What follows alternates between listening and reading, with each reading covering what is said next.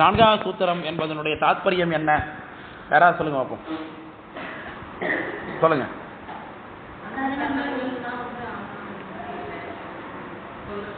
அந்த கரணங்கள் ஆன்மா இல்லை என்பதை சொல்லி, ஆன்மா என்பது என்ன என்பதை சொல்லி, ஆன்மாவுக்கு இருக்கக்கூடிய ஐந்தவத்தைகளை பற்றி சொல்லியிருந்தார் இல்லையா? இந்த இடத்துல அந்த கரணங்கள் ஆன்மா அல்ல என்பதை சொல்வதற்கு இங்கே முதல் அதிகரணத்தில் முதல் பாடலை எடுத்துக்கொண்டார். அடுத்தது இருக்கக்கூடிய மூன்றையும் ஆன்மா என்பது எதனால் இயக்கப்படுகிறது என்பதை சொல்லி காட்டியிருந்தார். உயிர் என்பது ஒன்று இருந்தாலும் கூட உயிரை இயக்கி ஆன்மாவை ஆக்குவதற்கு இறைவன் இந்த சமஷ்டி என்கின்ற வியஷ்டி பிரணவத்தின் மூலமாக அதிதெய்வங்கள் மூலமாக உயிரம் இயக்கி கொண்டிருக்கிறார். அது அதிதெய்வங்கள் மூலமாக தத்துவங்கள் இயக்கப்படுகிறது. அது நமக்கு தெரிஞ்ச விஷயம். அதிதெய்வங்கள் 5 தொழிலுக்கு கர்த்தாவாக இருக்கிறார்கள், அது நமக்கு தெரியும். அந்த அதிதெய்வங்கள் தான் உயிர் இயங்குவதற்கும் கர்த்தாவாக இருக்கிறார்கள் என்பது இந்த பிரணவ விஷயம் மூலமாக தெரிகிறது. விளக்கம் புரியுதுங்களா? அடுத்தது இரண்டாவது அதிகரணம் பார்க்க இருக்கிறோம். இந்த இரண்டாவது அதிகரணத்தில் இரண்டாவது அதிகரணம் என்பது என்ன? உயிர் சந்தித்து அவை சந்தித்து ஆன்மா சகஜமலத்தை உணராது என்பது தான். இந்த சகஜமலம் என்பது என்ன? ஆணவ மலம் இல்லையா? அப்போ சகஜமலத்து மாதிரி இன்னொரு மலம் இருக்குன்னு சொன்னா அது என்ன மலம்? அதுக்கு பேர் என்ன? ஆகந்துக மலம்னு பேர் இல்லையா? இந்த ஆகந்துக மலம் என்பது மாயையும் கர்மமும். உலகத்தில் நேரடியாக பார்க்கும் பொழுது இந்த இரண்டு மலங்களும் விசிபிளாக இருக்கு. விசிபிள்னா இதில் மாயை ஸ்தூலமாகவே தெரிகிறது. மாயாமலம் நம்ம கண்ணுக்கு தெரியுதா? மாயாமலம் தெரியாது, மாயேயம் தெரியும், உலகம் தெரிகிறது நமக்கு. அதே போல கர்மம் என்பது நமக்கு தெரிகிறதா? எப்படி தெரியுது? அனுபவத்தில் தெரியுது இல்லையா? அப்போ அனுபவம் என்பதை நீங்க தெரியுதுன்னு சொல்லலாமா?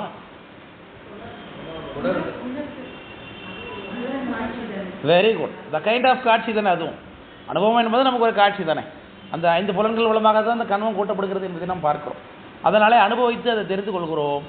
இது இரண்டுமே பல பேருக்கு விசிபிளாக இருக்கிறதுனால மலம் அப்படிங்கிறது வேதங்கள்லையும் ஆகமங்கள்லையும் பேசப்பட்டது.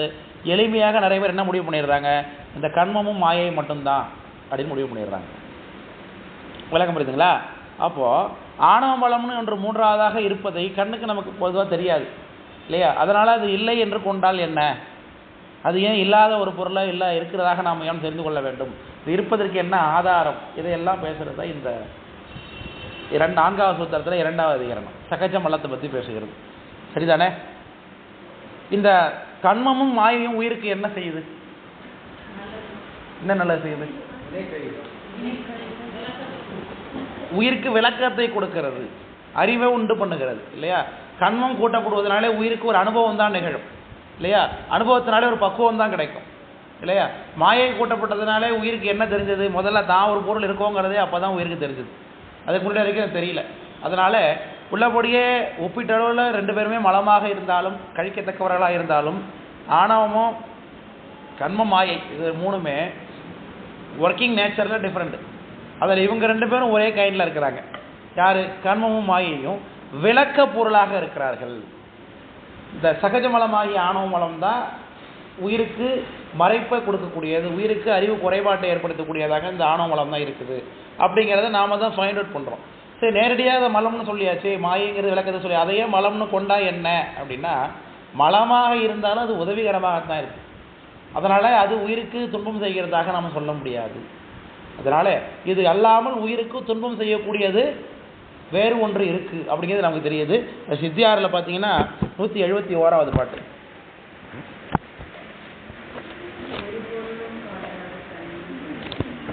அதான் மலம்.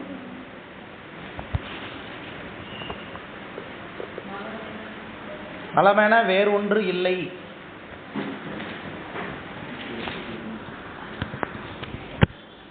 இந்த விஷயம் யாருக்குன்னா ஐக்கியவாத சைவர்களுடைய கருத்து. ஐக்கியவாத சைவர்கள் தான் மாயை தான் மலம்னு சொல்லிடுறது. ஆணவ மலம்னு ஒன்று இருக்குங்கிறது ஒத்துக்கணும் அவசியம் இல்லை. இதுவே மலம்னு சொல்லிட்டா என்ன அதனால என்ன தப்பாக போகுதுங்கிறது மாதிரி சொல்கிறாங்க. அவங்களுக்கு ஆசங்கை, அவங்களுடைய ஆசங்கைக்கு விடை சொல்வதாக இந்த சித்தியார் பாட்டு அமைஞ்சிருக்குது.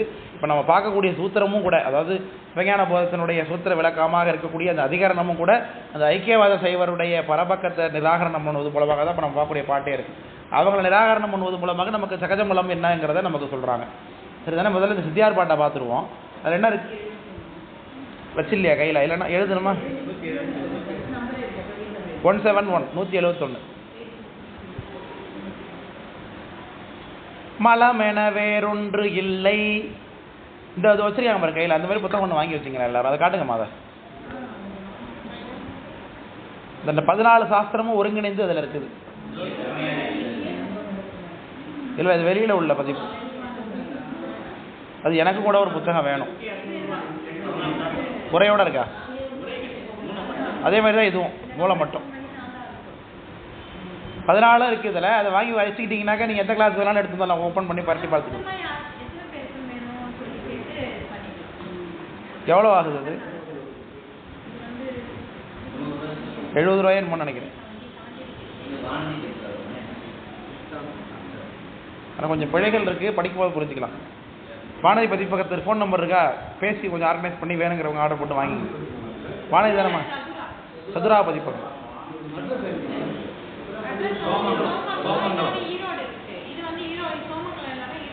அவங்க ஃபோன் பண்ணி சொன்னால் அனுப்ப மாட்டாங்களா? அது மாதிரி பண்ணி ஆர்டர் போட்டு. எனக்கு ஒரு புத்தகம் வேணும். நீங்கள் யாருக்கு எடுத்துக்கிறீங்களா இந்த பொறுப்பை?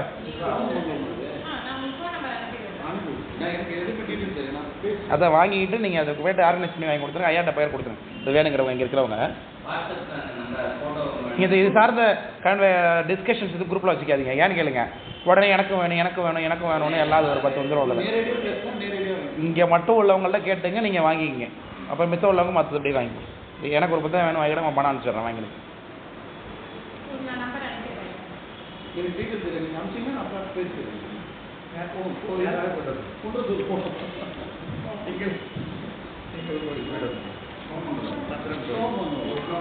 இந்தாங்க, எப்படி முதல் 3 யார் 70 ரூபா தானம்மா?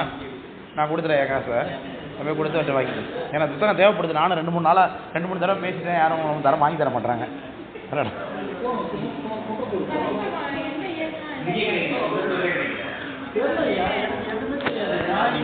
அந்த சித்தியாரில் 171வது பாட்டு, மலமென வேறொன்று இல்லை மாயா காரியம் அது என்னின் இலகு உயிர்க்கு இச்சா ஞான கிரியைகள் எழுப்பும் மாயை விலகிடும் மலம் இவற்றை வேறும் அன்று அது வேறாகி உலகுடல் காரணமாகி உதித்திடும் உணர்ந்து கொள்ள என்று சொல்கிறார். மாயை தான் உயிருக்கு மலம் அப்படின்னு கொண்டால் என்ன அப்படின்னு ஒரு கேள்வி கேட்குறான். சொல்கிறது புரியுதா? உயிருக்குரிய மலம் என்பது மாயை. உங்களுக்கு விளக்கம் தெரியும். இப்போ என்ன, ஏன் மாயை உயிருக்குரிய சகஜ மலமாக சொல்ல முடியாது? அது விளக்கத்தை தரக்கூடிய பொருள் அது இல்லையா? அது இருள் விளக்கு. மாயைக்கு இன்னொரு பேர் என்னது? இருள் விளக்கு. எந்த இருளில் விளக்கத்தை பண்ணுவது? அறியாமையாகிய இருள் தான். Very good. ஆணவம் கொடுக்கக்கூடிய இருட்டில் மாயை முதல்ல ஒரு விளக்கத்தை கொடுக்குது. அதுக்கு பேர் என்ன? என்ன வந்தால் நமக்கு விளக்கம் கிடைக்குது? முதல் விளக்கம் அது எப்படி சொல்லுவோம் நம்ம? அது என்னன்னு சொல்லுவோம்? அது என்ன கொடுப்பார் அப்ப சாமி? என்ன கொடுப்பார்? தனு காரண புவன போகும். அதான். அப்போ அதுதான் இந்த பாட்டில் சொல்றாரு. இலகு உயிர்க்கு இச்சா ஞான கிரியைகள் எழுப்பும் மாயை. மாயையினுடைய வேலை என்னன்னு தெளிவாக சொல்றாங்க பாருங்க. உயிருடைய அறிவு செயலை தூண்டுவதற்கு யார் காரணமா இருக்கா? மாயை. அது என்னென்ன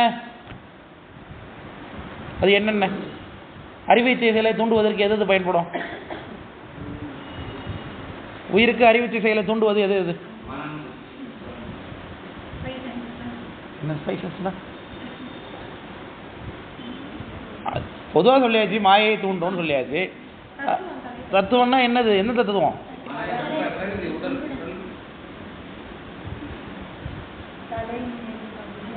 எனக்கிட்ட கேட்காதீங்க, நீங்க சொல்லுங்க. என்ன கலை?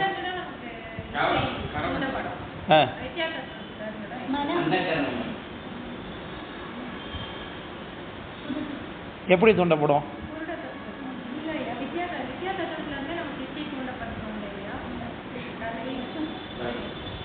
என்கிட்ட கேளுங்க. இல்லையா? ஆமாய்யா. புதுசா இன்னைக்கு தானே படிச்சுட்டு இல்லை கேட்குறீங்க. Very good, correct. அதுதான் அந்த பாயிண்ட் தான் அது. ஆனால் கரெக்டாக எக்ஸாக்டாக என்ன சொல்லணும்? அதை அந்த கலாதி தத்துவங்கள் அப்படி சொல்லக்கூடியதாகிய கலை, வித்தை, அராகம், புருடன் என்று சொல்லுகின்றோம். அந்த தத்துவத்துக்கு உள்ளபடியே என்ன பேரு? வித்யா தத்துவம்னு பேரு. ஆனா வித்யா தத்துவத்துல முதல்ல வர தத்துவம் என்னது?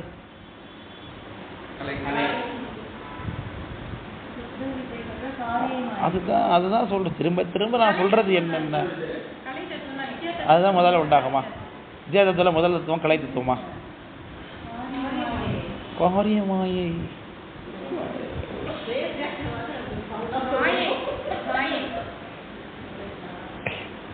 அதான் நம்மகிட்ட இது இல்லை, தரவு இல்லை, தரவாக நம்மகிட்ட இல்லை. நடத்தி கொடுத்ததெல்லாம் நம்ம மறந்துவிட்டு வந்து இன்றைக்கு கிளாஸுக்கு போவோம், இன்னைக்கு கிளாஸுக்கு போவோம், இன்னைக்கு கிளாஸுக்கு போவோம் அப்படின்னு வரோம். அவ்வளோதான். ஃப்ரெஷ்ஷாக இருக்கு. நம்மகிட்ட இருக்கக்கூடிய அந்த டேப்லர் காலம் எழுது அவர் ஒருத்தர் அதை அவர் போட்டு கொடுத்து அது ஒன்றும் படிக்கிறது இல்லை, வேஸ்ட் இல்லையா? சுத்த விழல் எனவே நேற்று விடுன்னு சொல்லிட வேண்டியதான் போட்டிருக்கு.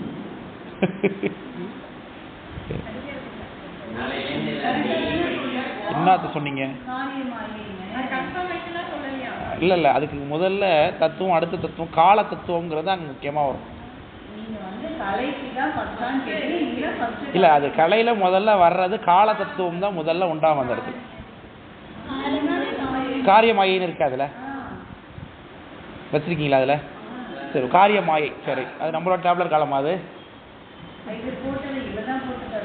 சரி, ரைட், ஓகே, நத்திங். இல்லை பரவாயில்ல, இருக்கட்டும், ஒன்றும் பிரச்சனை இல்லை. அது மாயை என்பது என்ன சொல்லணும்னா அது ஒரு மூலப்பொருளாக நிற்கும். அது அதனால தான் நான் சொன்னேன், அந்த சுத்த வித்தையிலிருந்து மூலப்பொருளை எடுத்துக்கொண்டு அங்கே ஒரு மூலப்பொருள் போல் அடுத்த தத்துவத்துக்கு நிற்கும். அதனால தான் தத்துவமாக சொல்லாமல் முதல்ல கால தத்துவத்தை சொன்னேன். சரி, ரைட், மாயையே முதல்ல வச்சுப்போம். இப்போ மாயையே முதல்ல இருந்தாலும் அதை ஏன் கலாய் தத்துவம்னு சொல்லி கொடுறோம்? அதான் என்னோட கொஸ்டின். இப்போ இல்லை, நீங்கள் காலத்துக்கு போதைங்க. திரும்ப காலத்தை விட மாயை தான் ஃபஸ்ட் உண்டாயிட்டுன்னு சொல்லிட்டாங்க. காரிய மாயின்னு ஃபஸ்ட் உண்டாயிட்டு. இப்போ நான் இல்லை கொஸ்டின் அது கிடையாது. அந்த தத்துவத்துக்கு ஒட்டுமொத்த தத்துவம் குரூப் ஆஃப் அந்த தத்துவத்துக்கு என்ன பேர் பொதுவாக? வித்யா தத்துவம்னு ஏன் சொல்கிறோம்? கலா தத்துவம் வித்யா தத்துவம்னு ஏன் சொல்லப்படுகிறதுனா அங்கே தான் வித்தையினாலே உயிருக்கு செயல்பாடும், கலையினாலே உயிருக்கு அந்த மனம் இது என்னது அறிவு, இச்சை, செயல்பாடும் அறிவும் தூண்டப்படுகிறது. கலையினாலே ஞானம் தூண்டப்படுகிறது, வித்தையினாலே செயல் தூண்டப்படுகிறது, அராகத்தினாலே இச்சை தூண்டப்படுகிறது. அந்த மூன்று தத்துவங்களை தான் உயிருக்கு அறிவு, இச்சை, செயலை தூண்டுவதற்கு காரணமாக அமைகிறது. விளக்கம் புரியுதா சொல்கிறது? இன்னும் உங்களுக்கு குழப்பமா இருக்கா? சரி, அந்த மூன்று தத்துவங்களையும் தூண்டப்படுவதற்கு காரணமாக இருப்பது என்னதுங்க? அது அறிவு, இச்சை, செயலை தூண்டுவதற்கு காரணமாக இருக்கிறது என்னது? இந்த இடத்துல கலை, வித்தை, அராகம் என்கின்றது தான். அது மூணு ரொம்ப இம்பார்ட்டன்ட். அந்த இடத்துல தான் உயிர் தன்னை முதல்ல கண்டுபிடிச்சு கொள்ளும். ஒரே நிமிஷம்.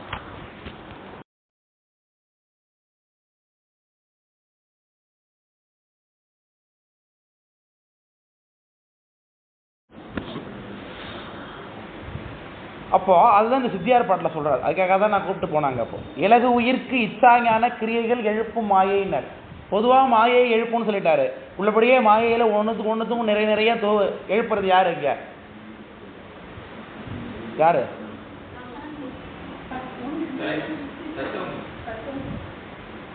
இப்பதானே சொன்னோம், இப்பதானே சொன்னீங்க எனக்கு.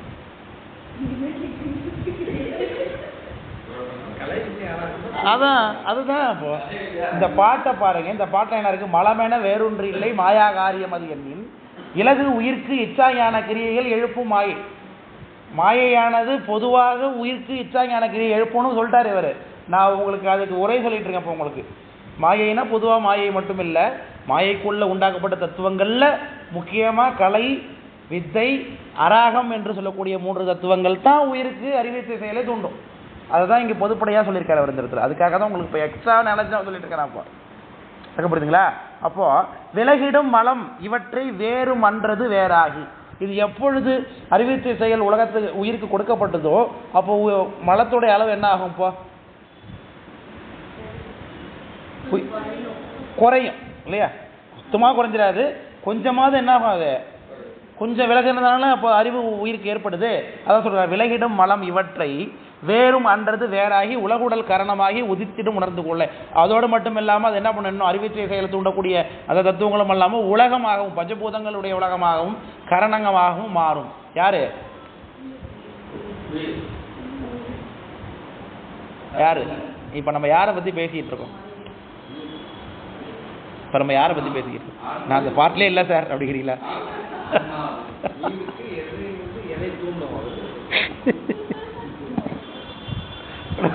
இப்போ நம்ம யாரை பற்றி பேசிக்கிட்டு இருக்கோம் நம்ம?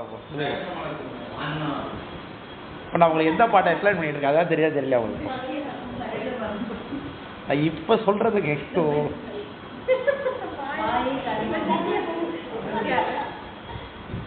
இப்போ நான் எந்த பாட்டை எக்ஸ்பிளைன் பண்ணிட்டு இருக்கேன் உங்களுக்கு?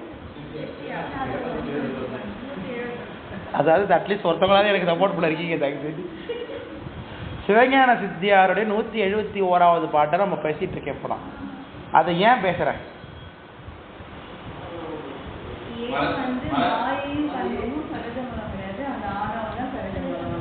அப்போ மாயை என்ன வேலை பார்க்குதுன்னா, நீங்கள் உயிருக்கு விளக்கத்தை தரும்னு பொதுவாக சொல்கிறீங்களே, அதுக்கான விளக்கத்தை நான் உங்களுக்கு சொல்லிக்கிட்டு இருக்கேன். இப்போ நான் விளக்கத்தை தரும்னா அது என்ன பிரமாணம்? அதுக்கு இந்த பாட்டு தான் பிரமாணம். அதுக்கு தான் உங்களுக்கு எடுத்து உலகம் சொல்லிட்டு இருக்கேன் உட்காந்து உங்களுக்கு. இப்போ விளக்கம் புரியுதுங்களா?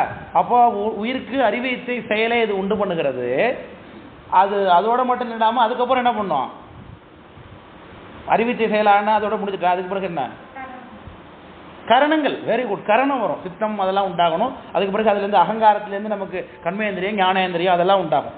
அப்போது அதே மாயை தான் என்னவா இருக்குது? உயிருக்கு அறிவித்தை செயலை தூண்டக்கூடிய பொருளாகவும் இருக்குது, உலகமாகவும் இருக்குது, கரணமாகவும் இருக்குது. அதுதான் தனுக்கரண பூன போகம்னு சொல்கிறது. விளக்கம் புரியுதுங்களா? அப்போது அது விளக்கத்தை தரும். அதனால் மலம் என்ன ஆகும் சொல்கிற பாட்டில்? அது மலம்னு சொல்கிறாங்க, மறைக்குதுங்கிறாங்கல்ல. மறைக்கலை, அதுதானே போயிட்டு இருக்கோம் நம்ம. விலகிடும் மலம் இவற்றை, அதுதான் முக்கியமான பாயிண்ட். ஆமாம், விலகிடும் மலம் இவற்றை. மலம் என்ன? இவற்றால மலம் என்ன பண்ணும்? கொஞ்சம் விலகும் அப்படிங்கிற ஒரு விஷயத்தை சொல்லுகிறார் இல்லையா?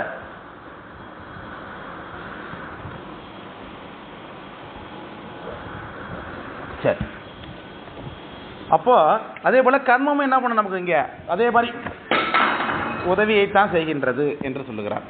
ஒரு நோட்டு தான் யூஸ் பண்றேன், ஆனா இவ்வளவு இருக்கு டேபிள்ல. சரி, அதனால இவ்வளவு இந்த எத்தனை பாட்டில் பாருங்க, பாட்டில் டம்ளர் தண்ணி குடிச்சு வச்சது இவ்வளோ பெரிய டேபிள் போட்டுட்டாடா பத்தாது பண்ணுறாங்க. சரி, அப்போ பாட்டுக்குள்ள போலாமா? என்ன பாட்டு பார்க்கணும் நம்ம? இப்போ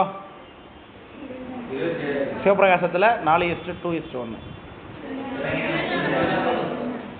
சரி, இருக்கீங்க தான் இருக்கீங்க. நானும் பார்த்தேன், இடையில வரைப்பு வருதா?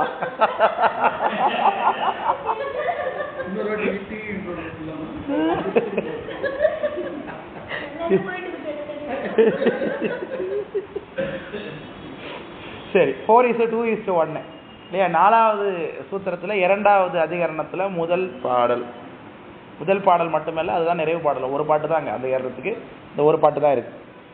மாயா தனு விளக்கா மற்ற உள்ளம் காணாது ஏல் ஆயாதாம் ஒன்றை அதுவாய் வீயாத வன்னிதனை தன்னுள் மறைத்து ஒன்றாம் காட்டம் போல் தன்னை மலம் அன்று அணைதல் தான் அப்படின்னு சொல்றார்.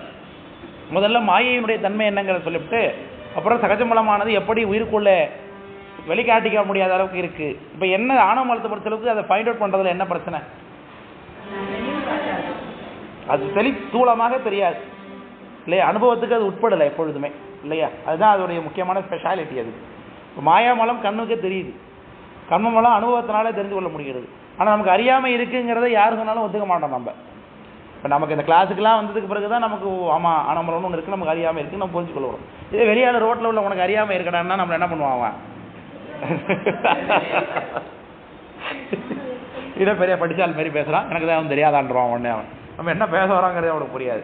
இதுதான் அந்த ஆணவமலத்தில் தன்மை. தான் இருப்பதையும் அது காட்டாது இல்லையா? இதுக்கு தான் ஒரு பொருளும் காட்டாது உருவம் காட்டும், இருபொருளும் காட்டாது இது இன்னும் சொன்னார். இதுன்னு சொல்லப்படுவது இந்த இடத்துல யாரு? ஆணவமலம் தான். அது யார் சொன்னா? திருவற்பயன் சொன்னாரா? மகாவிஸ்வாச்சாரியார் திருவற்பயன்ல சொல்லியிருக்கார். ஒரு பொருளும் காட்டாது உருவம் காட்டும். இந்த இருளானது இந்த ரூம் உள்ள போனோம்னா இருட்டா இருக்குன்னு தெரியற அளவுக்கு இருட்டு இருக்கேங்கிறத காமிக்கும், தன்னோட உருவத்தை காமிக்கும். ஆனா அதுதான் வேறு பொருளை காமிக்காது, மறைச்சு வச்சிருக்கும். அந்த ஆணவமலம் எல்லாவற்றையும் மறைச்சும் வச்சிருக்கிறதோட தவிர்த்து தன்னையும் காட்டிக்கொள்ளாமலும் மறைத்து வைத்துக் கொள்ளும். அதான் ஒரு பொருளும் காட்டாது உருவம் காட்டும், இரு பொருளும் காட்டாது. எவ்வளவு அருமையா சொல்லிட்டாரு பாருங்க. இதுக்கு மேல அதை எப்படி சொல்றது அந்த விஷயத்த? அதோட அடுத்தது பலரை புணர்ந்தும் இருப்பாவைக்கு என்றும் உண்டு கணவருக்கும் தோன்றாத கற்பு அப்படின்னு ஒரு பாட்டை சொல்றாரு. உயிருக்கு எல்லா உயிர்களோடும் சம்பந்தப்பட்டு இருந்தாலும் கூட ஆணவமலம் எந்த உயிருக்கும் தான் மறைத்திருக்கேங்கிற தன்மையை வெளிப்படுத்திக் கொள்ளவில்லை இல்லையா? அதுபோல் எல்லாரோடையும் சம்மந்தப்பட்டிருந்தாலும் ஒரு பெண் தன்னுடைய கணவர் கூட வெளிப்படுத்திக் கொள்ள முடியாத ஒரு பத்தின் தன்மையோடு இருக்கிறாள்னா அப்படிதான் இந்த ஆணவ மலம்னு சொன்னார். அது கணவருக்கும் தோன்றா கற்பு அப்படின்னு காட்டுறாரு. அது ஒரு நயமாக சொல்றார். அப்படி அந்த ஆணவ மலம் தன்னை காட்டிக்கொள்ளாமல் இருப்பதனால தான் போட்டுக்கணும்னு தெரியல. தன்னை காட்டிக்கொள்ளாமல் இருப்பதனால முதல்ல காட்டிக்கொண்டு இருக்கக்கூடிய அந்த மாயையினுடைய தன்மை என்ன அப்படிங்கிறது காட்டுறார். மாயா தனு விளக்கு அப்படின்னார். மாயா தனு, தனுனா என்ன? உடம்பு. மாயா எந்திர தனுவினில் ஆன்மா. எதில் படிச்சிருக்கோம்? அதை எங்கே படித்தோம்? அதை ஞான போகத்தில் தான் படிச்சிருக்கோம். வெரி குட் இல்லையா? 2வது சூத்திரம் 3வது சூத்திரம் 3வது சூத்திரத்தில் இருக்கு. மாயா எந்திர தனுவினுள் ஆன்மான்னார். அப்போ மாயா தனு விளக்குன்னார். ஏன் விளக்கு? அது இருட்டிலிருந்து நமக்கு காட்சியை கொடுப்பதற்காக உபயோகப்படுறதுனால மாயையினால் ஆளப்பட்ட இந்த உடம்பு, இந்த உலகம் என்னது? விளக்கு. மற்ற உள்ளம், உள்ளம்னா உயிர், காணாதேல் ஆயாதாம் ஒன்றை. ஆனால் உயிரானது எதையும் பார்த்து தான் நம்புவோம். காணலைன்னா இல்லைன்னு ஒன்று நம்பிடும் அது உயிரானது. அதுபோல் கண்ணுக்கு தெரியாததாகிய ஆணவ மலத்தை இல்லை என்று ஏன் சொல்லிடக்கூடாது? அது இருக்கு, ஆனாலும் தன்னை ரொம்ப சூக்ஷ்மமாக மறைத்து கொண்டிருக்கிறது. அதற்கு என்ன உதாரணம்னா, விறகுல நெருப்பு இருக்கா இல்லையா? விறகுக்குள்ள நெருப்பு இருக்கு இப்போ, ஆனால் எப்படி இருக்கு? சூக்ஷ்மமாக இருக்கு இல்லையா? அது கடைஞ்சோம்னா அதில் உள்ள நெருப்பு வெளில வந்துடும். அது சாமிக்கே உதாரணம் காமிக்கிற அந்த இடத்துல ஆணவ மலத்துக்கு உதாரணம் காமிச்சிருக்காரு. அதே உதாரணத்துக்கு விறகிற் தீயினன் பாலில் படுனையன் அப்படின்னு சொல்லி சாமிக்கே அதே உதாரணம் காட்டப்பட்டிருக்கு. ஆணவ மலத்துக்கும் விறகுக்குள்ள இருக்கிற தீ மாதிரி ஒளிந்து உள்ளுக்குள்ள இருக்கு, அது அதுவாய் தோன்றும். இந்த விறகுக்குள்ள நெருப்பு இருக்கா இல்லையாப்போ? இருக்கு. ஆனால் அதை நெருப்பு நான் சொல்கிறோம் எல்லாரும்ப்போ என்னென்னு சொல்கிறோம்? அதை விறகுன்னு தான் சொல்கிறோம். ஆனால் விறகுலேருந்து தான் தீ உண்டாகுது. சார் நான் தீப்பெட்டிலேருந்து தான் சார் கொளுத்துறேன், என்ன சார் இப்படி சொல்கிறீங்க அப்படின்னாக்க அதை கடையும் பொழுது விறகு சேர்ந்து தான் உராய்வு அதிகமானதுனால நெருப்பு பற்றி கொள்கிறது. வெப்பம் அதிகமாக, வெப்பம் என்பது தான் இங்கே நெருப்பு உள்ளபடியே. இது எரியறத நம்ம நெருப்புன்னு நினச்சிக்கிட்டு இருக்கக்கூடாது. வெப்பம் அதீதமான வெப்பம் இருக்கிறதுனால இந்த மரம் அப்படி ஆகிடுது. விளக்கம் வருதுங்களா? அது சூக்ஷ்மமான வெப்பத்தன்மை இது உள்ளுக்குள்ளே பொதிந்திருக்கு. ஒரு விறகும் சேர்ந்து உரையும் பொழுது என்ன ஆகுது? காட்டுத்தீலாம் எப்படி ஏற்படுது? இப்படித்தான் ஏற்படுதுன்னு சொல்கிறாங்க. இப்போ அது மரமும் சேர்ந்து காற்றுல அப்படி ஆடும் பொழுது அதில் வெப்பம் ஏற்பட்டு தீப்பொறி கொட்டி கீழே உள்ள சகுதிகள் பற்றி எரிய ஆரம்பிக்கிறது, காட்டு தீங்கிறான். இப்போல்லாம் மேனுவலாக பற்ற வச்சுட்டு போடுறானுவோம் இல்லை? இப்போல்லாம் காட்டுத்தீலாம் பற்ற வைக்கிறது, இவ்வளோ போய் எரிச்சி குறைச்சி போடுறது, கொளுத்தி வச்சுட்டு கேம்ப் ஃபயர் பண்ணிட்டு வர்றது, இதனால தான் காட்டுத்தீ ஏற்படுது, பல்வேறு உயிரினங்கள் அழிகிறது. உள்ளபடியே காட்டுத்தீங்கிறது தானாக உண்டாகும். அதனால தான் இந்த நமக்கு சாமிக்கெல்லாம் கோயிலெல்லாம் பழங்காலத்தில் நெருப்பு இப்போ தானே அந்த தீப்பெட்டி. இப்போ நான் ஒரு விஷயத்த நான் யோசித்தேன். இப்போ நாங்கள் ஆடி சுவாதிக்கு போயிருந்தோம் திருவஞ்சைக்களத்துக்கு. அங்கே போயிருந்தப்போ அங்கே சுந்தரமூர்த்தி சுவாமிக்கும் சரமான் பெருமாள் நாயனருக்கும் ஒரு சன்னதி சரியாக திருமணி இருப்பாங்க உள்ள. அந்த நம்பூதிரி பையன், சின்ன பையன் தான் ஒருத்தன் இருப்பான். இப்போ இந்த நம்பூதிரியை தான் பெரிய ஒஸ்தின்னு எல்லாம் பேசுவானுங்க இங்கே உள்ளவங்க. அப்படியே அவங்க தான் அப்படியே ஆச்சாரமாக இருக்காங்க அப்படின்னு. நம்ம ஊரில் உள்ள குருக்கள் மாதிரி, நம்ம ஊரில் உள்ள பிராமணர்கள் மாதிரி அவங்க குடுமி கூட வச்சுக்க மாட்டான். இப்போ ஐயப்பன் கோயிலுக்கு மேல் சாந்தியாக வரவங்கலாம் பாருங்களா, அப்படியே இவங்க தான் பெரிய ஆச்சார சீலர்கள் போல் அப்படியே வருவானுங்க. அதோட குடுமையே இல்லையா? அவன் வருஷம் ஃபுல்லாக ஆச்சாரமாக இல்லைன்னு தெரியுதுல்ல. அப்போ அதான் ஆச்சாரம், அவ்வளோ ஆச்சாரமா. நீ வருஷம் ஃபுல்லாகவே ஆச்சாரம் இல்லைன்னு உன் லுக்கிலே தெரியுது. வருஷம் ஃபுல்லாகவே ஆச்சாரமாக இல்லைங்கிறது அவன் லுக்கில் ஹேர் கட்டில் தெரியுது. அவன் வேறு வேலைக்கு போகிறதுனால தானே ஹேர் கட் பண்ணுறான். நம்ம குருக்கள்லாம் பரவாயில்ல, அவங்களோட எவ்வளோ ஒப்பிடும் பொழுது நம்ம குருக்கள்லாம் முடிவோட இருக்காங்க. அவ்வளோ அந்த காலத்துலேயும் முடி கொண்டை வச்சுக்கிட்டு அப்படி தான் இருக்காங்க. கொண்டை வச்சுக்கிட்டு ஒரு சட்டையை போட்டுக்கிட்டு அவங்க போகும்போது அவங்க எப்படி சாமிக்காக அர்ப்பணிப்போட ஒரு வாழ்வோடு வாழ்கிறார்கள்ங்கிறது நமக்கு நிச்சயமாக தெரிகிறது. ஆனால் இவங்களை விட இன்னும் அவங்களும் வசதி மாதிரி நம்ம ஆச்சாரத்தை ஒழுகிறது போல இருப்பான். அவங்க மற்ற நாள் பூரா வேற எங்கேயாவது போயிட்டு குடும்பம் வர வந்திருக்குன்னு ஐயப்பன் கோயில் உள்ள வந்து மேல் சாமி பார்க்குறோம். ஸோ அதனால் எதுக்கு இதை சொல்ல வந்தேன்னா, அப்படி ஒரு அந்த அஞ்சைக்களம் கோயிலில் இருந்த ஒரு அந்த பையன் குருக்கெல்லாம் அங்கே இருக்கக்கூடிய பையன், அந்த நம்பூதிரி பையன் போய் ஒரு பாக்கெட்டில் விளக்கத்துறான் சாமிக்கு. சுந்தரம் சாமி பாக்கெட்டில் லைட்டரை எடுத்து கொடுத்தாங்க திருவஞ்சைக்களத்தில். உடனே எனக்கு ஒரு மாதிரி ஆகி போச்சு. பாக்கெட்டில் லைட்டரை எடுத்து சாமியோட தீபத்தை பற்ற வைக்கிற கோயில் சன்னதிக்குள்ள. சரி ரைட், அது தப்பாக நமக்கு தெரிஞ்சது. இப்போ நம்ம மட்டும் என்ன லைட்டருங்கிறது இந்த கைண்ட் ஆஃப் ஒரு ஃபார்மேஷன் ஆஃப் இது தானே, இந்த என்ன சொல்கிறது ஹைட்ரோ எனர்ஜிக் தானே, அது என்ன ஹைட்ரோ கார்பன் எனர்ஜி தானே, அதுவும் அது லிக்விடாக இருக்குது, எல்பிஜியாக உள்ளே வச்சுருக்கான், தண்ணியாக வெளில வருது. இப்போ நாம் தீப்பெட்டியெல்லாம் பற்ற வைக்கிறோம், இதுவும் ஒரு கந்தகம் தானே. ஸோ அதுக்கு இதுக்கு ஒன்றும் வித்தியாசம் இல்லை. நாம் என்ன நினச்சிக்கிறோம், தீப்பெட்டி காலங்காலமாக இருக்கிறதுனால தீப்பெட்டினால தீபம் பற்ற வைக்கிறது ஒன்றும் தப்பு இல்லைன்னு நம்ம மனசுக்குள்ளே நம்பிக்கிட்டு நான் பின்னாடி வந்து அதை யோசித்து பார்த்தேன். ஸோ அவனை பார்த்து குறை சொல்கிறதுக்கு நமக்கு என்ன தகுதி இருக்குது? இப்போ நம்மளும் தீப்பெட்டினால தானே பற்ற வைக்கிறோம் இப்போ தீபத்தை, இல்லையா? இப்போ தீப்பெட்டினால பற்ற வைக்கிறதோட அடுத்த ஃபார்மேஷனை அவன் ஃபாலோ பண்ணுறான், அவ்வளோதான்.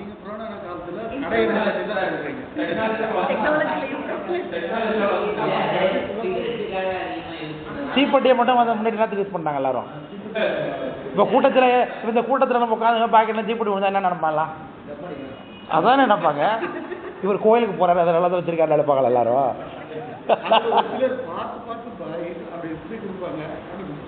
ஸோ எதுக்கு சொல்ல வந்தேன்னா, அப்போது பழங்காலங்களில் எப்படி தீபங்கள் ஏற்றப்பட்டதுன்னா, அந்த கடைஞ்சி நெருப்பை எடுத்து அந்த நெருப்பு மூலமாக தீபத்தை நந்தா விளக்குன்னு வச்சுருப்பாங்க. அதுலேருந்து தான் தீபத்தை எடுத்துக்கொண்டு அக்னியை பயன்படுத்திப்பாங்க. எல்லா வீட்லேயும் தீப்பெட்டிலாம் ஒரு காலத்தில் இருக்காது. நெருப்பை பக்கத்து வீட்டிலேருந்து கடை வாங்கிட்டு போய் தான் நெருப்பெல்லாம் தீபத்தை ஏற்றிட்டு வருவாங்க. அதெல்லாம் நம்ம பழங்காலத்து அனுபவங்கள்லாம் பார்த்துருக்கோம். அதுபோல் இந்த அரணிக்கட்டைன்னு ஒன்று இருக்கும். சிக்கிமிக்கிகள்லாம் ரொம்பங்கய்யா, அதெல்லாம் பண்ண முடியாது.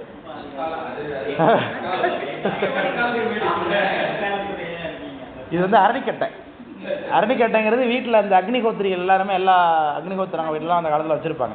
அந்த கீழே ஒரு கட்டை இருக்கும், அது மேலே ஒரு கோலை வச்சு ரொம்ப வேகமாக கடைஞ்சோன்னா ஏற்படுற உராய்வுனால வெப்பம் ஏற்பட்டு தானாக போகும். கங்கு நெருப்பு கண்டு உண்டாகும். அதை ஒரு நல்ல பத்தக்கூடிய பத்தத்தில் மாற்றிக்கிட்டு ஊதி ஊதி நெருப்பு பற்ற வச்சுருவாங்க. இது இப்போவும் பார்த்தீங்கன்னா அக்னி சங்கரகணம் அப்படின்னு சொல்லிட்டு பெரிய கோயில்கள்லாம் யாகசாலையிலலாம் வைதிகம் ரொம்ப முக்கியமாக வைதிகத்தை ஃபாலோ பண்ணக்கூடிய கோயில்கள்லாம் பார்த்தீங்கன்னா யாகசாலையில் அக்னியை பற்ற வைக்கிறதுக்கு ஒரு சடங்கு தனியாக செய்வாங்க. அப்படி இல்லைன்னா லென்ஸ்னால கலெக்ட், அதுவும் தப்பு இல்லை, அதுவும் உண்டு உண்டு உண்டு அதுவும் உண்டு. ஸ்படிகத்து மூலமாக நெருப்பை நம்ம அதை கூட பார்த்தோமே, சிதம்பரத்தில் போனப்போ ஸ்படிகத்தை போட்டு ஒரு ஸ்படிகம் அவங்க வீட்டுக்காரர் பெரிய ஸ்படிகம் உள்ள பேர் வச்சிருக்காரு. அதை கழுத்தில் போட்டுட்டு வெளியில் வந்த பிறகு திருப்பி சுருக்கு குத்த ஆரம்பிச்சுட்டு, என்ன அப்படி குத்துது, ஏதோ கம்பி கீறுது போட்டுக்குன்னு நினச்சி கழட்டி கையில் வச்சுட்டு இங்கே குத்துது சுருக்குன்னு. ஏன்னா உடனே வெயில் உடனே அப்சர்வ் பண்ணி உடனே கீழே இறக்குது. அது நறுக்குன்னு அப்படியே இறங்குதா மாதிரி இருந்துச்சு. எவ்வளோ ஒரு சுத்தமான படிக்கும். அது வெயிலில் போட்டுட்டு போக முடியாது, அதான் வேற என்ன பண்ண முடியும். அன்றைக்கு ஃபுல்லாக எல்லாரும் போட்டு பார்த்து அதை அடுப்பு வச்சுட்டு இருந்தோம். ஸோ அந்த மாதிரி ஸ்படிகத்தின் மூலமாக மந்திரகாந்த கற்கள் மூலமாக வெப்பத்தை குவித்து அதை எரியக்கூடிய பொருள் மேலே அந்த வெப்பத்தை காட்டி அதை எப்படி பற்ற வச்சு தான் அப்போ தீபம் எடுப்பாங்க. அதுக்கு தான் அக்னி சங்கிரகணம், மிருத் சங்கிரகணம் மாதிரி அக்னி சங்கிரகணம். அது மேபி இருக்கலாம். ஸோ அதனால் இப்போ எதுக்கு இதை சொல்ல வந்தோம், நெருப்புக்குள்ளே விறகுக்குள்ளே நெருப்பு இருக்குது, சூக்கமாக இருக்குது. இப்போ விறகுக்குள்ளே நெருப்பு இருந்தாலும் கூட அதாவது அனதர் ஃபார்ம் ஆஃப் நெருப்பு தான் விறகுங்கிறது இல்லையா. அதோடைய ஒரு முன்னாடியே இருக்கக்கூடிய ஒரு டைமென்ஷன் தான் நம்ம அது விறகுன்னு சொல்லிகிட்டு இருக்கோம். ஆனாலும் நம்ம நெருப்போடைய வேறு ஃபார்மாக தான் விறகுன்னு நம்ம சொல்லிகிட்டு இருக்கோம். ஆனால் நெருப்புன்னு நம்ம நேராக சொல்கிறதில்ல, சரிதானே? அப்போது அதுவாய் எப்படி நெருப்பு விறகாகவே தோன்றுகிறதோ அதுபோல் இந்த ஆணவ மலமானது உயிரை போலவே உயிருக்கும் அதுக்கும் பிரிப்பில்லாதது போல தோன்றும். அதனால தான் கண்டுபிடிக்க முடியாதுன்னு சொல்கிறேன். வீயாத வன்னி தன்னை தன்னுள் மறைத்து ஒன்றாம் காட்டம் போல், காட்டம்னா விறகுன்னு அர்த்தம்.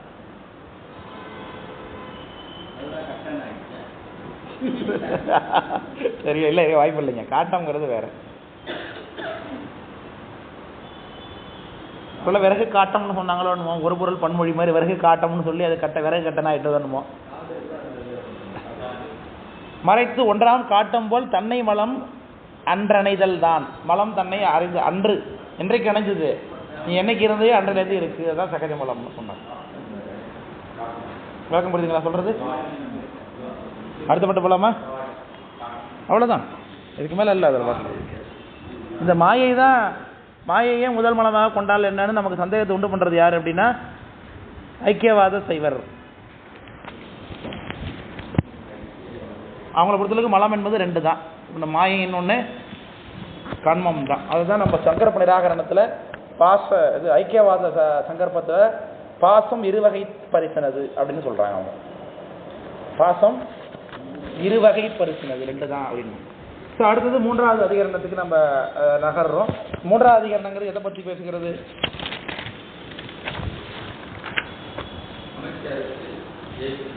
இப்ப அவத்தைகளை பத்தி பேசுகிறது. பாட்டு இல்லையா அதுல? என்ன பாட்டு இல்லை? விளக்கம் நிறைய இருக்கும், அதனால தள்ளி போயிருப்பாங்க. ஏன்னா சிவஞான பாடியத்தில் ஏகப்பட்ட விளக்கம் இருக்கு. அதுக்கு பிறகு கடைசியெல்லாம் இருக்கும் பாருங்க. ஆனாமலத்தை பற்றி ஒரே ஒரு பாட்டு தானே சொல்லியிருக்காரு. அதனால ஒரு பாட்டு மட்டும் வச்சுக்கிட்டு எல்லா எக்ஸ்பிளனேஷன் சொல்ல வேண்டிய காரணம் இருக்கிறதுனால டீட்டெயிலாக அதில் உரையில் பெருசாக இருக்கும். அதுக்கு பிறகு அமைச்சு அரசு எய்ப்பன் என்று 5 அவைத்தேன்னார். இந்த அவத்தைகள் என்பது நமக்கு தெரியும். முதல்ல அவத்தைகள் என்பது நமக்கு இருவகைப்படும் அப்படின்னு நமக்கு முன்னாடியே தெரியும். சித்தியாரில் 221வது பாட்டு.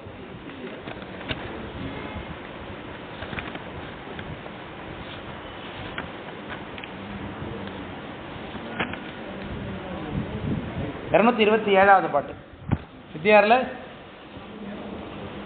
227வது பாட்டு. அதுதான் கேவல சகல சுத்தம் என்று 3 அவத்தைத்து ஆன்மா இல்லையா? இருக்கா பாட்டு? 227வது பாட்டு. அவத்தையை பற்றி பேசும்பொழுது அடிப்படையில் நமக்கு எத்தனை அவத்தை இருக்கு? 3 அவத்தை. கேவல சகல சுத்தம் என்று 3 அவத்தை ஆன்மா. மேவுவன் கேவலன் தன்னுண்மை மை பொறிகளெல்லாம் காவலன் கொடுத்த போது சகலனாம் மலங்களெல்லாம் ஓவின போது சுத்தமுடையன். இதுக்கு மேலே எப்படிங்க பாட்டு இவ்வளோ தெளிவாக போட்டிருக்காரு பாருங்க இல்லையா? ஓவின போது சுத்தமுடையன் உற்ப வந்து உடைத்து. இந்த பாட்டை ஏற்கனவே ஒரு இடத்துல இடையில எக்ஸ்பிளைன் பண்ணேன். இருக்கும் இல்லை, இந்த பாட்டை வேற ஏதோ கிளாஸ்க்கு எக்ஸ்பிளைன் பண்ணேன். உங்களுக்கு நினைக்கிறேன் ஃபர்ஸ்ட் இயர் கிளாஸ்க்கு எக்ஸ்பிளைன் பண்ணேன். என்னன்னு தெரியல. உற்ப வந்து உடைத்து அப்படி சகலம் கேவலம் மாறி அது அவத்தை மாறி மாறி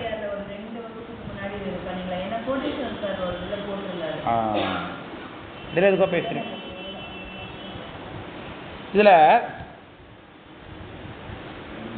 கேவலம்னா என்னன்னு சொல்றாரு. கேவலம் தன்னுண்மை. உயிர் தான் எப்பொழுதும் அடிப்படையில் இருக்கக்கூடிய இயல்பாக சகஜமாக இருக்கக்கூடிய தன்மை, சகஜமலத்தோடு கூடி இருக்கக்கூடிய தன்மை, அது தன்னுண்மைன்றார்.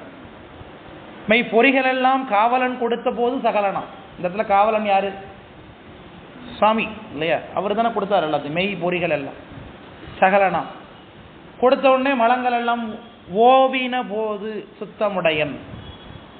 மலங்கள் எல்லாம் ஓவின போதுன்னு ஏன் சொல்றார்?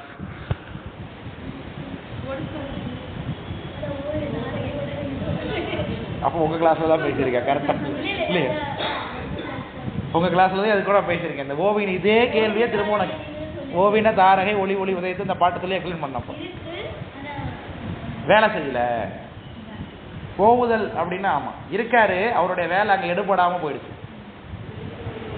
இப்போ நட்சத்திரம் வந்து நைட்டெல்லாம் இருக்கு, காலையில தெரியாம போயிட்டாரு. உடனே நட்சத்திரம் இல்லாம அப்படி சுத்தமா இல்லாம இடிச்சு போயிட்டார். சூரியன் இருக்கிறதுனால அவருடைய வேலை செயல்படாம போயிடுச்சு. ஆனா அவர் வேலை செஞ்சுக்கிட்டு தான் இருக்கார் இல்லையா? நட்சத்திரம் தன்னுடைய ஒளியை கொடுத்து கொண்டு தான் இருக்கு. ஆனா நமக்கு அது தெரியாது. காரணம் சூரியனுடைய அதீதமான பிரகாசம் இருக்கிறதுனால அவருடைய வேலை இல்லாமல் போயிடுச்சு. அப்போ அதுதான் ஓவின தாரகை ஒளி ஒளி உதயத்து ஒருப்படுகின்றது அப்படின்னு சொல்லி அதை சொல்லுகிறார். விளக்கம் புரியுதுங்களா? அப்போ ஓவின போது சுத்தமுடையன்னு அதனால சொல்றாரு. எவ்வளவு தெளிவா அந்த வார்த்தையில கூட ஒரு முக்கியமான சொல்ல புகுத்தி காட்டுறாரு பாருங்க. மலம் இல்லாத போது சுத்தம்னு சொல்லிட வேண்டியதானே? Very good very good. மலத்துக்கு அழிவு இல்லை, அது இருக்கும், அந்த உயிரிடத்து மட்டும் செயல்படாமல் நிற்கும். அதுதான் ஓவுதல்னார். இப்போ 3 அவத்தை இருக்கு இல்லையா? இந்த 3 அவத்தை இல்லாம சகலத்துல கேவலத்துல அதில் 5 அவத்தை நம்ம பிரித்து சொல்றது வழக்கம். அதில் நம்ம சகலாவத்தையை தான் நம்ம பார்ப்போம். சகலாவத்தை மொத்தம் 5. அது என்னென்ன அர்த்தம்? ஜாக்கிரம், சொப்பனம், சுழுத்தி, துரியம், துரியாதீதம், நனவு, கனவு, உறக்கம், பேருறக்கம், ஈர்ப்படங்கள். இதுதான் இந்த 5ஐயும் நாம 5 அவத்தையா சொல்லிக்கொள்றோம். இது அப்படியே நீங்க வித்யாரில் 223வது பாட்டு பாருங்க. சாக்கிர 35 நுதலினில் கனவு தன்னில் ஆக்கிய 25 களத்தினில் சுழுமுனை 3 நீக்கிய இதயந்தன்னில் துரியத்தில் 2 நாபி நோக்கிய துரியாதீதம் நுவலின் மூலத்தில் 1. இப்போ நீங்கள் வேறு இடங்களில் சைவ சித்தாந்தம் படிக்கக்கூடிய அன்பர்கள் உங்களுக்கு பழக்கமாக இருக்காங்க அப்படின்னா அவங்களுக்கும் இந்த 5 அவத்தைகள் பற்றி தெரியும். ஒழுங்காக அங்கே படிச்சிருந்தாங்கன்னா எந்த ஆசிரியருமே நம்ம குறை சொல்லலை. அவங்க ஒழுங்காக படிச்சிருந்தாங்கன்னா அவங்களுக்கு இந்த 5 அவத்தை பற்றி தெரியும். இந்த 5 அவத்தைகளில் எந்தெந்த கருவிகள் எங்கெங்கே வேலை செய்கிறதுங்கிற விஷயம் கூட அவங்களுக்கு தெரியும். ஆனால் அதுக்கு பிரமாணம் இந்த பாட்டு தான் அப்படிங்கிறது தெரியாது. ஏன்னா அதை யாரும் சொல்லித்தர மாட்டாங்க, அதை யாரும் காட்ட மாட்டாங்க எடுத்து. ஏன்னா இது எல்லாமே முன்னாடியே உரையாசிரியர்கள்லாம் சித்தாந்த விஷயங்களெல்லாம் பாடல்களாக படித்து உரை மேய்ஞ்சி ஒரு கட்டுரைகளாலாம் எழுதிட்டாங்க. சித்தாந்த விளக்கம், எளிய விளக்கம், துணைப்பொருள் விளக்கம், வழிப்பொருள் விளக்கம், வழித்துணை விளக்கம்னு ஏகப்பட்ட விளக்கங்கள் எங்கே பார்த்தாலும் நமக்கு சித்தாந்தத்து இருக்குது. அது எல்லாமே இருக்கிற நூல்களை படித்தவங்க உரைநடையாக கொடுத்துட்டாங்க. நிறைய இன்றைக்கு இருக்கக்கூடியவர்கள் உரைநடையை மட்டும் படித்து வகுப்பிடக்கூடியவர்களாக இருக்கிறாங்க. அந்த உரைநடையை அப்படியே மாணவர்களும் ஏற்றுக்கொள்கிறார்கள். ஆனால் இப்போ உங்களுக்கு நம்ம என்ன சொல்லி தரோம், இங்கே அந்த விஷயம் பிரமாணபூர்வமாக எந்த இடத்துல இருக்குங்கிறத காட்டும். எதுக்கு சொல்ல வர, நீங்கள் இதை பயன்படுத்த வேண்டும் என்பதற்காகத்தான். நீங்கள் ஒரு விஷயத்தை சொல்லும் பொழுது பிரமாணத்தோடு சொல்லும் பொழுது தான் நம்மளுடைய தன்மையே வசதியே ஆகும். அந்த இடத்துல சாக்கிரத்தில் 35 அவர் 10 பேருக்கு தெரியறதுல நமக்கும் தெரியறதுல என்ன இருக்கு? இப்போ சாக்கிரம் 35ன்னு சித்தியாரில் சொல்லியிருக்குன்னா சித்தியார் படிச்சிருக்கார் போல் இருக்குது அப்படின்னா கொஞ்சம் பேக் கொஞ்சம் ஒரு அடி பின்னாடி வச்சுருவாங்க நம்ம. இதுனா அனுபவத்தில் சொல்கிறாங்க, விளக்கம் புரியுதுங்களா? அது மாதிரி நீங்கள் தயாராகணும், அது மாதிரி நீங்கள் பேசணுங்கிறது தான் என்னுடைய ஆசை. வேறு ஒன்றுமே இல்லை. உங்கள்கிட்ட நான் வேறு என்ன எதிர்பார்க்குறேன்? அது ஒன்று தான் நான் எதிர்பார்க்குறேன். இந்த பாடலாம் சொல்லி நீங்கள் பேசும்பொழுது இப்போ பேசிக்கிறீங்க, நிறையா சித்தியாருங்கிறீங்க, சிவபிரகாசங்கிறீங்க, கேப் போட்டால் இந்த பாட்டு அதில் இருக்கா, இந்த பாட்டு இதில் இருக்கா, எல்லாம் பேசிக்கிறீங்க. ஆனால் இங்கே மட்டும்தான்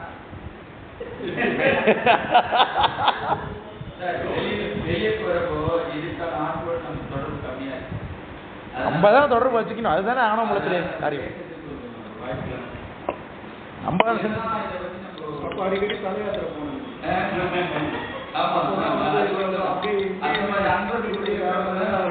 அன்பரோடு மறி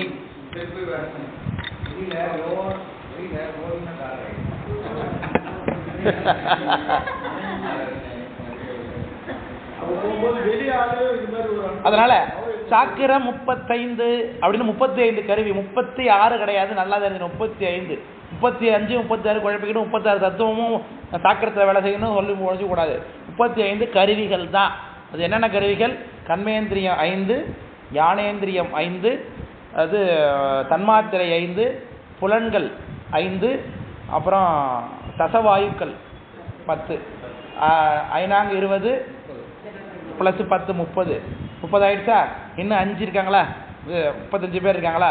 அதில் 5 பேர் அந்த கரணங்கள் 4, 34.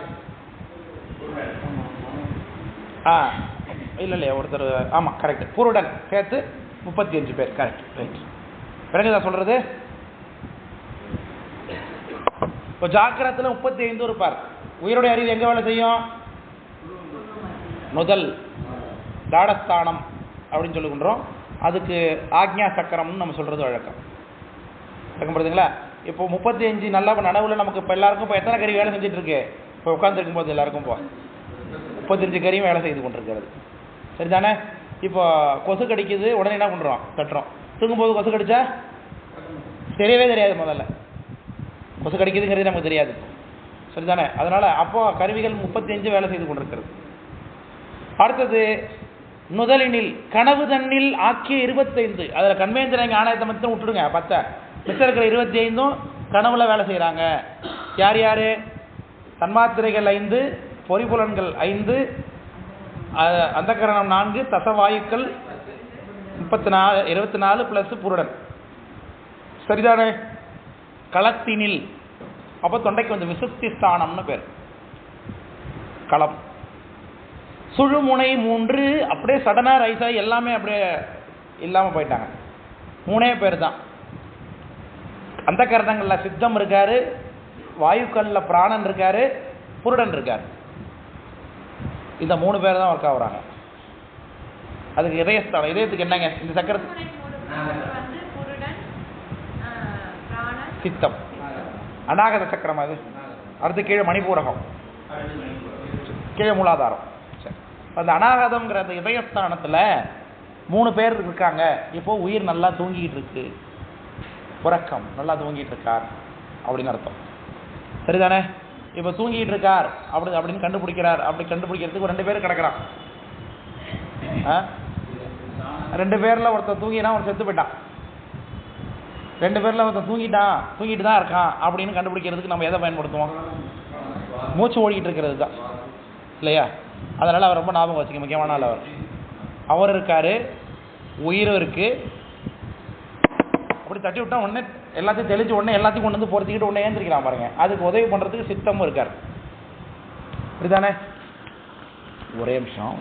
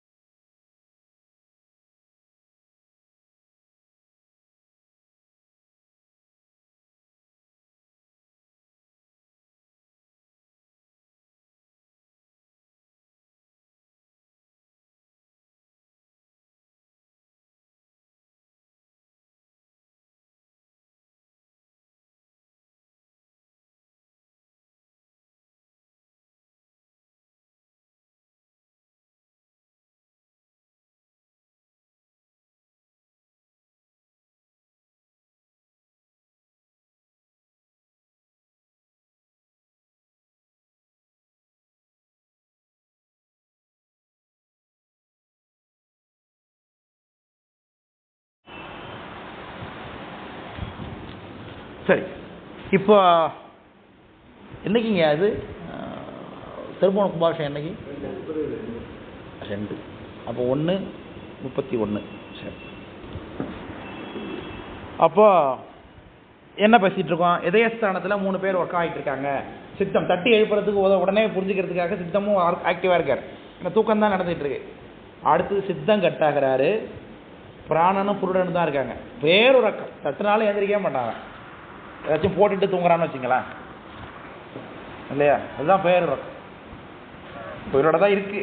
ஆனால் எத்தனை நைட்டு கொலையே நடந்தாலும் தெரியாது, எத்தனை தர தட்டி எழுப்பினாலும் எந்திரிக்காது.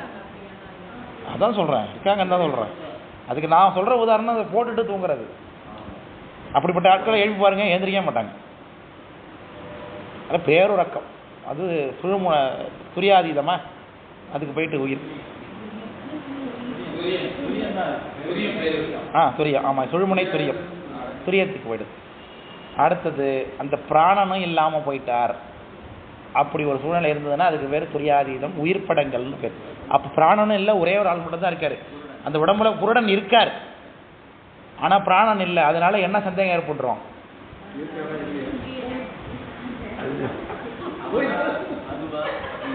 ஆமாம் இல்லையா? உடனே என்ன பண்ணுவாங்க?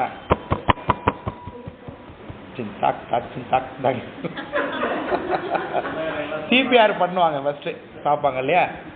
ஏன்னா ஷாக்கு அடிக்குது. அந்த ஷாக் அடிக்கும் போது உடனே டக்குன்னு எதையும் அப்படி நின்று போயிடும், மூச்சு இருக்காது. அப்படியே மூச்சா கீழே விழுந்துட்டாங்க. ஷாக் அடிக்குது, மூச்சு இருக்காது, செத்து போயிட்டு தான் முடிவு பண்ணிட்டான் கிட்டத்தட்ட. ஆனாலும் சிபிஆர்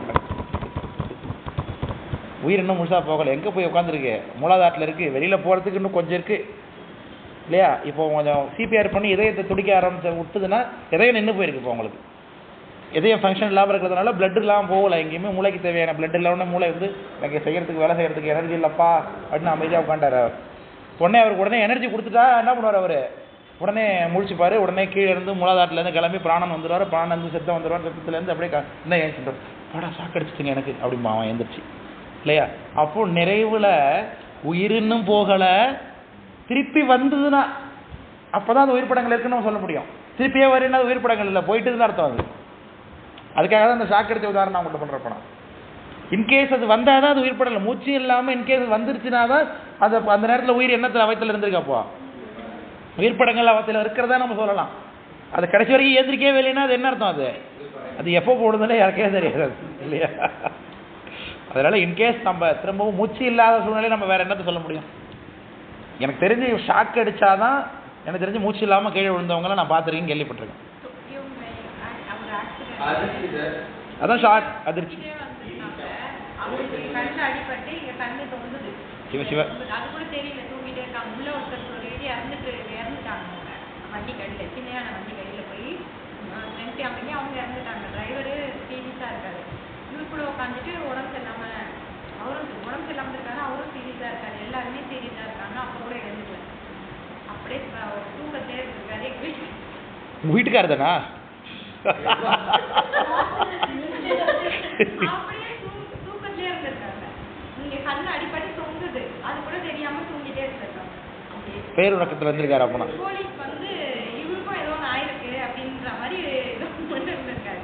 அதுக்கப்புறம் பார்த்தா தூங்கிட்டு தான் இருந்திருக்காங்க. இங்க மட்டும்தான் அடி, தூங்கிட்டு மட்டும்தான் இருந்திருக்காங்க. அவ்வளவு தூக்கம். பேருறக்கம். அதான் நம்மகிட்டே உதாரண புருஷர்கள் இருக்காங்க பாருங்க. சரி, அதனால இது உயிர் படங்கள்னு சொல்ல முடியாது கூட. ஏன்னா மூச்சு ஓடி இருந்திருக்கும், நிச்சயம் மூச்சு இருக்கு. மூச்சு இல்லைனாலே ஆக்சிடென்ட்ல கமெண்ட் பண்ணிடுவா, இது போயிட்டுன்னு முடிவு பண்ணிடுவா. அதனால மூச்சு இருக்குங்கும் பொழுது அது உயிர் படங்கள் இல்லை. நான் என்ன உதாரணம் சொல்லுகின்றேன்னா, மூச்சும் இல்லாமல் போன ஒரு உதாரணம். ஏன்னா பிராணன் இல்லைன்னு முடிவாயிட்டு இல்லை. இப்போ மூலாதாரத்தில் உயிர் படங்கள் வந்ததுன்னா பிராணன் அப்படிங்கிறது இருக்கக்கூடாது. அப்படிங்கிறதுனால அந்த இடத்துல அந்த 5 அவத்தையில் கடைசியில் யார் இருப்பார்? உடன் மட்டும்தான் இருப்பார் அப்படின்னு சொல்லுகிறார்.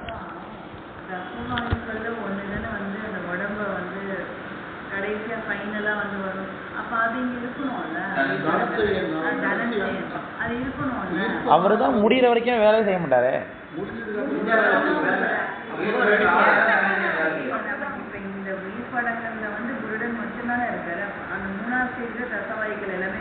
ஆமா, அவர் அப்ப அது வரைக்கும் ஆக்டிவேஷன் இல்லவேன்னு வச்சுங்களேன். செத்து போனதுக்கு பிறகு தான் ஃபார்ம் ஆகுறாருன்னு வச்சுக்கோங்க. அவ்வளோதான், உயிர் போனதுக்கு பிறகு தான் அது ஃபார்ம் ஆகுறாரு. யாரு? அவங்களாம் மற்றதுக்கு ஒர்க் அவுட் ஆகிட்டு இருக்காங்க.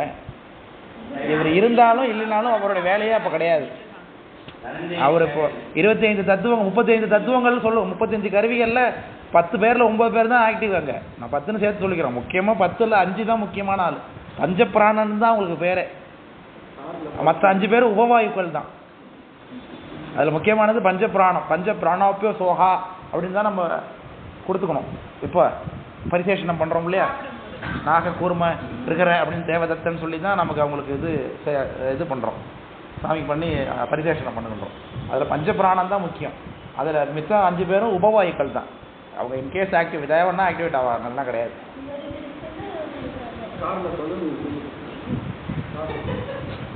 அதனால் இதுக்கு இன்னொரு உதாரணம் என்ன சொல்லுகிறார். இப்போ 2 பாட்டையும் நான் உங்களுக்கு நடத்தி முடிக்க போகிறேன். கொஞ்சம் வாங்க ஐயா, கொஞ்சம் வாங்க.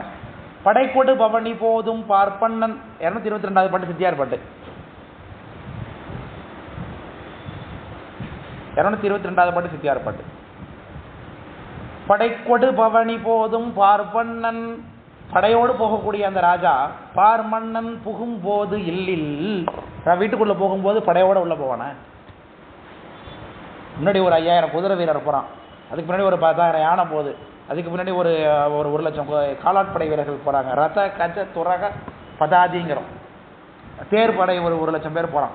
ராஜாவும் முன்னாடி போயிட்டுருக்கான். போர் வெற்றி அடைஞ்சு வீட்டுக்கு போயிட்டுருக்கான். அவன் வீட்டுக்குள்ளே போகும்போது அந்த 1,00,000 யானையும் 20,00,000 குதிரை சேர்ந்து உள்ளே போமா. அதாவது அங்கங்கே இடத்துல போய் உட்காந்துப்போம்.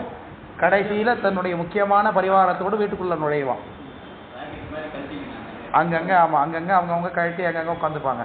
அதுக்கப்புறம் ராஜா உள்ளே வரும்போது கிட்டத்தட்ட அந்த புறம் கிட்டத்தட்ட போகும்போது அவரோட மெய்க்காவலர்கள் மட்டும் போவாங்க. முக்கியமான ஆள் அவங்க எங்கே இருக்காங்களோ அங்கே தான் ராஜா இருக்காருன்னு அர்த்தம். இப்போ சன்னியானம் வந்திருக்காங்க அப்படிங்கிறது இருக்காங்கிறது எப்படி தெரிஞ்சுக்கலாம்? கீழே சிவபாலன் நடமாட்டினாருனாக்க சன்னியானம் இங்கே இருக்காங்க அப்படிலாம் நம்ம தெரிஞ்சுக்கிறோம் இல்லையா? நம்ம தானே. ஏன்னா அவர் முக்கியமான ஒரு பணிவிடை. அவங்க இருக்காருன்னா அவர் எங்கே சன்னியானம் போனாலும் அவர் அங்கே போயிடுவார். அதனால அப்போ அவர் இங்கே இருக்காருன்னா சன்னியானமும் இங்கே இருக்காங்க, நம்ம தெரிஞ்சுக்கிறோமா இல்லையா? அப்போ முக்கியமான பணிவிடை, முக்கியமான காவலர்கள் அவங்க எங்கே இருக்காங்களோ அங்கே இருப்பாங்க இல்லையா? அப்போது அவர் கடைசியில் அந்த புறத்துக்குள்ளே போய் எங்கே ஐக்கியமாகிறாரோ அதுக்கு முன்னாடி அவரோட முக்கியமான பணிவிடை, முக்கியமான காவலாளி அங்கே நிற்பான். சத்தர் நின்னார் இல்லையா மெய்ப்பொருள் ஆயனருடைய வாசல், அது போல். அது மாதிரி காவலன் அப்படின்னு இருக்கு. கடைதோறும் விட்டு ஒவ்வொரு கடை, ஒவ்வொரு வீட்டு ஒவ்வொரு வாசல்லையும் விட்டுவிட்டு காவலும் இட்டு தன்னுடைய அந்த புறத்தில் காவல் ஒரு ஆளை வச்சுவிட்டு பின்னர் அடை தரு தனியே அந்த புறத்தினில் அதுபோல் ஆன்மா. எப்படி ராஜா அந்த புறத்துக்குள்ளே தனியாக போவானோ அதே போல் ஆன்மா அந்த மூலாதாரத்துக்குள்ளே நுழையும் பொழுது வெளியில் பிராணன் என்கின்ற காவலாளியை விட்டுட்டு உள்ளே போகும். அதுக்காக சொல்கிறேன், ராஜா இருக்காரா இல்லையான்னு தெரிஞ்சுக்கிறதுக்கு உதவுறது காவலாளி, உயிர் இருக்கா இல்லையான்னு தெரிஞ்சுக்கிறதுக்கு காவலாளி யாரு? பிராணன் என்று. இன்கேஸ் யுவபாலன் கூட லீவ் போட்டிருக்கலாம் இல்லையா எங்கேயாவது ஒரு நாள், ஒருவேளை அவர் இல்லைனாலும் சன்னியானம் இங்கே இருக்க வாய்ப்பு இருக்குது தானே. ஸோ அதுதான் நமக்கு துரியாதீதம் இல்லையா? இந்த பிராணன் என்பது இல்லைனாலும் உயிர் இருக்க தானே செய்யுது, துரியாதீதங்கிறது. அதுக்காக சொல்லுவோம். அதனால் அதுபோல் ஆன்மா உடலினில் அஞ்சவத்தைத்து உறும் உயிர் காவலாக, உயிர் காவலாக. இந்த உயிர் என்பது என்ன? இந்த பாட்டில் அடைதரு தனியே அந்த புறத்தினில் ஆன்மா உடலின் அஞ்சவத்தை கடைதரும் விட்டு காவலும் விட்டு பின்னர்னார். இந்த காவலாளி யாருன்னு சொன்ன? பிராணன். அப்போ உயிர் காவலாகன்னாரு. அப்போ காவலன் யாரு? அப்போ அந்த உயிர் தான் யாரு? அப்போ பிராணன். உயிர் தான் பிராணன்னு சொல்றாரு. காவலம் விட்டுன்ட்டு அந்த காவலன் யாருங்கிறார். உயிர்னோடனே உயிர் தானே உள்ளே போகுது, திரும்பி என் காவல்னு நீங்கள் யோசிச்சிருக்கணும் இந்த இடத்துல. அது உயிர் வலி பிராணன் அப்படின்னு அர்த்தம். அதனால உயிர்னு சொல்றாரு. பல இடங்களில் பிராணனை குறிக்கும் போது உயிர்னு குறிச்சிருப்பாங்க. சரி, இந்த விஷயம் எல்லாம் புரிஞ்சு போச்சு இல்லையா? அப்போ அவத்தைகளை பற்றிலாம் தெரிஞ்சிட்டு இல்லையா? இப்போ இந்த விஷயத்தோட நம்ம எங்கே போகிறோம்? இப்போ தான் 3ஆம் அதிகாரத்துக்குள்ளே நுழையிறோம். 4:3:1. என்ன ராகம் வாசிக்கிறாங்க? சங்கீத வித்வான்லாம் இங்கே இருக்கீங்களே, என்ன ராகம் வாசிக்கிறாங்க?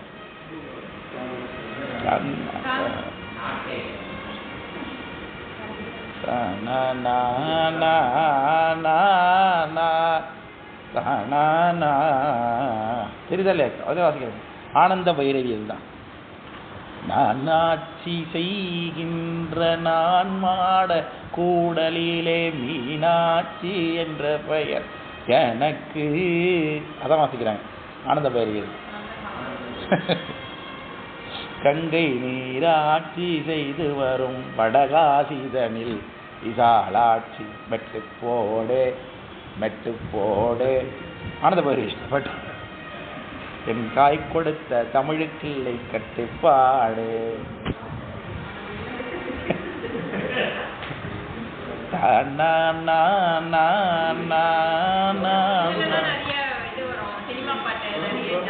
ஆனந்த பைரவியில் நிறைய பாட்டு இருக்கு. ஆனந்த பைரவி வாசிக்கிறாங்க சாமியை தூங்க வைக்கிறதுனால. அப்படியே வந்து வாசிக்கிறது உங்களுக்கு புரியுதா?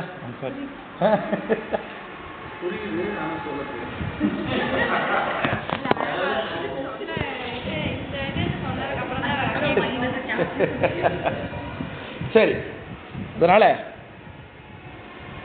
இது மாதிரி நீங்கள் கற்றுக்கணும் சங்கீதத்தை. அப்போ தான் உண்மையான நீங்கள் சங்கீதம் கற்றுக்கிட்டீங்கன்னு அர்த்தம். நான் என்ன கற்றுக்கல, எனக்கு தெரியாது. ஏதோ 1-2 ராகத்தில் தெரிஞ்சு வச்சிருக்கேன், அவ்வளோதான். 2-3 ராகம் தெரியும், எனக்கு எல்லாமே தெரியாது. ஆனந்த பைரவி கண்டுபிடிக்க தெரியும், நீலாம்பரி வாசித்தாங்கன்னா கண்டுபிடிக்க தெரியும், பைரவி வாசித்தாங்கன்னா தெரியும், ஆகிரி வாசித்தாங்கன்னா சங்கீத வித்வான் வேறு உட்காந்துருக்காரு.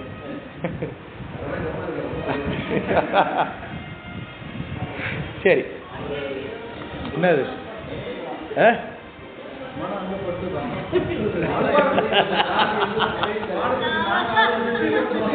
சித்தத்தில் இல்லை நமக்கு, அதான் வேற ஒன்றும் இல்லை. சித்தத்தில் அனுபவம் இல்லை, ஏற்கனவே நமக்கு சித்தத்தில் அனுபவம் இல்லாதனால ஃபைண்ட் அவுட் பண்ண முடியல. பூபாலம் தெரியும், பூபாலம் எல்லாருமே கண்டுபிடிப்பாங்களே பூபாலம். ஏன்னா காலையில் போன பூபாலம் தான்.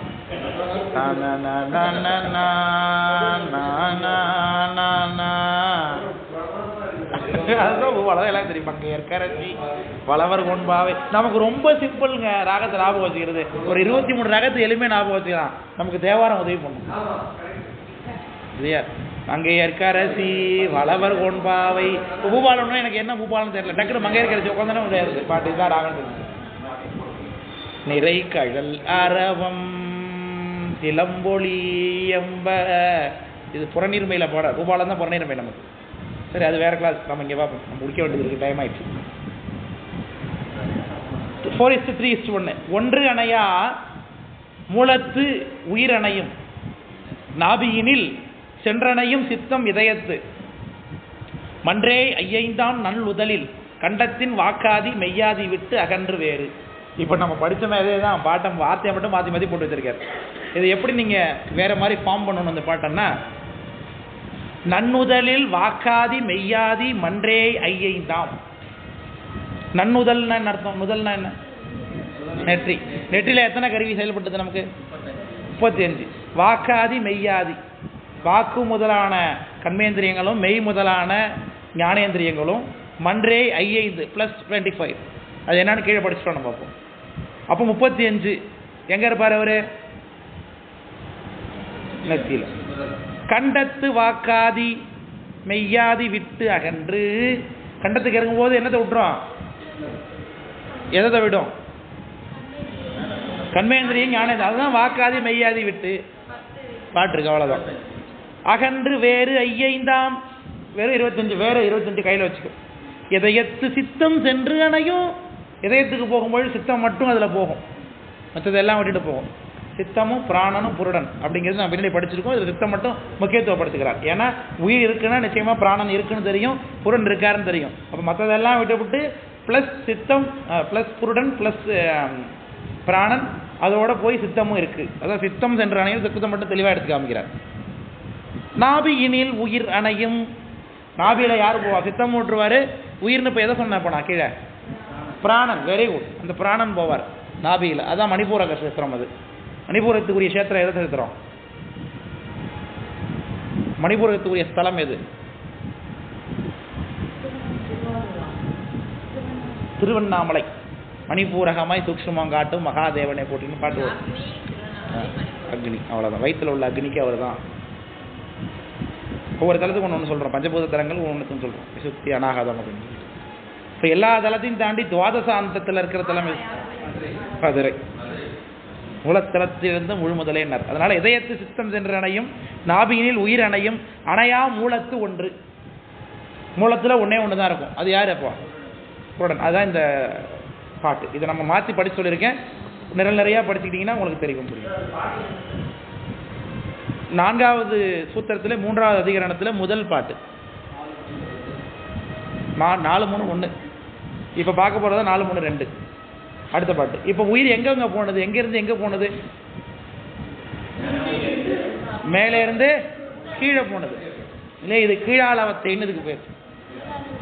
திரும்பி கீழாளவத்தை, உயிர் கீழே போகிறதுனால திரும்பி உயிர் என்ன பண்ணும்? காலைல எழுந்திரிச்சு தூங்கி எழுந்திரிச்சு அது மேலாளவத்தை. அப்போ திரும்ப என்ன பண்ணும்? ஒன்றுத்தையும் பற்றி கொண்டு திரும்ப மேலே கொண்டு வந்து 35 பேரோட உட்காந்துருப்பார். அப்போ எங்கே இருப்பார் அவர்? அதான் லாடத்தே சாக்கிரத்தை எய்திய உள்ளம். லாடம்னா நெத்தி இல்லையா? லாடத்தை சாக்கிரத்தை எய்திய உள்ளம் லாடத்தை 5அவத்தை எய்தும். திரும்பவும் 5அவத்தை இங்கே அனுபவித்து கொண்டே இருக்கும். இருக்கிறது, தூங்குறது, கனவு காண்றது எல்லாத்தையும் இங்கே இருந்து கொண்டு இருக்கும். லாடத்தை அவ்வவ்வ இந்திரியத்து அத்துறைகள் கண்டதுவே. இந்த லாடஸ்தானத்தில் இருக்கும்போது அந்தந்த இந்திரியங்களை அந்தந்த செயல்பாடுகளில் இருந்து கொண்டு செயல்படுத்தும். அவ்வவற்றில் நீங்கள் அது ஆங்கு, அதிலிருந்து நீங்கி வேறு ஒரு அவத்தைகளையும் கொள்ளும். அப்போது அவத்தை என்பது கீழே மேலேயும் உயிருக்கு என்ன போயிட்டு இருக்கோம்? தினப்படி போய்கொண்டே இருக்கும். இதுதான் இந்த அவத்தையை பற்றி பேசக்கூடிய விஷயம். அவ்வளோதான். 3ஆம் அதிகாரம் நிறைவேறும். இதான் சந்தேகம் இருக்குது அதில். இப்போ ஏன் சார் இந்த பாட்டுக்கெலாம் நீங்கள் இவ்வளோ விளக்கம் சொல்லலைன்னா அதான் உங்களுக்கு தெரியுது எல்லாமே. அதுக்காக தானே சித்தியார் பாட்டு இவ்வளோ தானே பார்த்தோம் உட்காந்து. சித்தியார் பாட்டு பார்த்துட்டு அதெல்லாம் சொல்லிவிட்டு அதுக்கப்புறம் அந்த பாட்டுக்கு வந்து முடிச்சுக்கிறோம். விளக்கம் புரியுதுங்களா சொல்கிறது? அவ்வளோதான் வகுப்பு. இப்போ அதுக்கடுத்து 3ஆம் அதிகாரம் நிறைவாயிட்டுனா இந்த சூத்திரமே நிறைவாயிடுது. 4வது சூத்திரம் நிறைவாயிடுது. அப்போ அடுத்தது எங்கே போகணும்ப்பா? 5வது சூத்திரம் பார்க்கணுமா? அதை அடுத்த வகுப்பில் பார்ப்போம் என்று சொல்லிக்கொண்டு நிறைவு செய்து கொள்கிறோம். மூர்த்தி எல்லாம் வாழி, எங்கள் மோனகுரு வாழி, எங்கள் வார்த்தை என்ற வாழி, அப்பர் வாழி, பராவரமை சிஸ்டம்பலம். நாளைக்கு வகுப்பு, பெரிய புராண வகுப்பு இருக்குது. சாயந்தரம் ஃபஸ்ட் இயருக்கு வகுப்பு இருக்குது. முடிஞ்சவங்க வந்துடுங்க கண்டிப்பாக. எல்லா